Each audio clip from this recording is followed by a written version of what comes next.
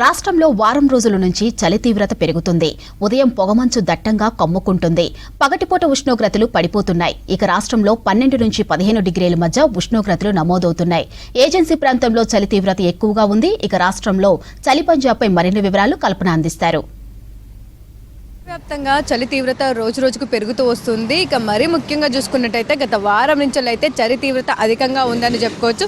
ఇటు తూర్పు ఈశాన్య దిశ నుంచి తెలంగాణ వైపు వీస్తున్న గాలులతో కూడా ఈ చలి తీవ్రత పెరుగుతుందని చెప్పేసి ఇప్పటికే ఐఎండీ హెచ్చరికలు కూడా జారీ చేసింది.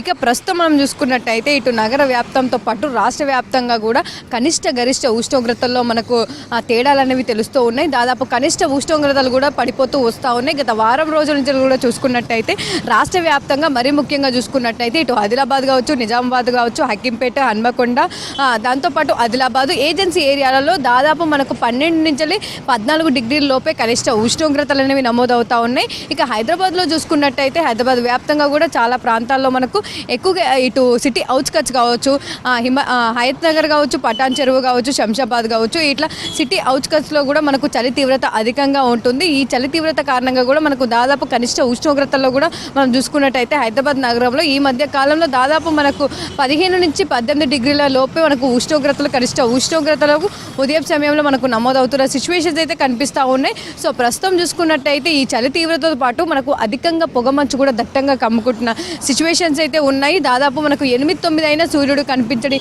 సిచ్యువేషన్స్ అయితే ఈ మధ్య కాలంలో కనిపిస్తూ ఉన్నాయని చెప్పుకోవచ్చు. దాదాపు గత వారం నుంచి చూసుకున్నట్టయితే మనకు ఇవే కండిషన్స్ అయితే రాష్ట్ర వ్యాప్తంగా కనిపిస్తూ ఉన్నాయి. ఇక వచ్చే రోజుల్లో కూడా చలి తీవ్రత అధికంగా ఉండే అవకాశం ఉందని చెప్పేసి ఇప్పటికే ఐఎండీ హెచ్చరికలు కూడా జారీ చేస్తూ ఉంది. చూస్తూ ఉన్నాం కదా, ట్యాంక్ బండ్ ఎక్కువగా మనకు ట్యాంక్ బండ్ చూసుకున్నట్టయితే కూడా ఎక్కువగా వాకింగ్ జాగింగ్కి కేర్ ఆఫ్ అడ్రస్గా చెప్తూ ఉంటారు. అట్లాంటిది చాలా తక్కువగా కూడా ఇక్కడికి వచ్చి మనకు కనిపిస్తూ ఉన్నారు. ఎప్పుడు కూడా మనకు ఈ టైంలో ఇక్కడికి వచ్చామంటే కూడా ఎక్కువగా జనాలు అనేది మనకి ఇక్కడ కనిపిస్తూ ఉంటారు. కాకపోతే చలి తీవ్రత అధికంగా ఉండడం, దాంతోపాటు ఇటు ఏదైతే మనం చెప్పుకుంటూ ఉన్నామో మంచు తీవ్రత కూడా అధికంగా ఉండడంతో కూడా చాలా తక్కువగా జనాలు బయటికి వస్తూ ఉన్నారు. వచ్చినా కూడా చాలా వరకు ఈ ఏదైతే ఉందో ఈ రిఫ్రెష్మెంట్ కావచ్చు, దాంతోపాటు ఈ ఎయిర్కి సంబంధించి కూడా ఫ్రెష్గా బయటికి వస్తే ఇట్లాంటి వెదర్ని కూడా ఎంజాయ్ చేస్తూ ఉన్న సిచ్యువేషన్స్ అయితే మనకు కొంతమంది కనిపిస్తూ ఉన్నారు. సో చాలా వరకు చూసుకున్నట్టయితే కూడా ఈ మధ్య కాలంలో చలి తీవ్రత అధికంగా ఉందని చెప్పుకోవచ్చు. ఇక రానున్న కాలంలో కూడా చలి తీవ్రత అధికంగా ఉండే అవకాశం ఉందని చెప్పేసి ఇప్పటికే ఐఎండీ హెచ్చరికలు కూడా జారీ చేయడం జరిగింది. సో మొత్తంగా చూసుకున్నట్టయితే కూడా రాష్ట్ర వ్యాప్తంగా చలి తీవ్రత పెరుగుతుందని చెప్పుకోవచ్చు.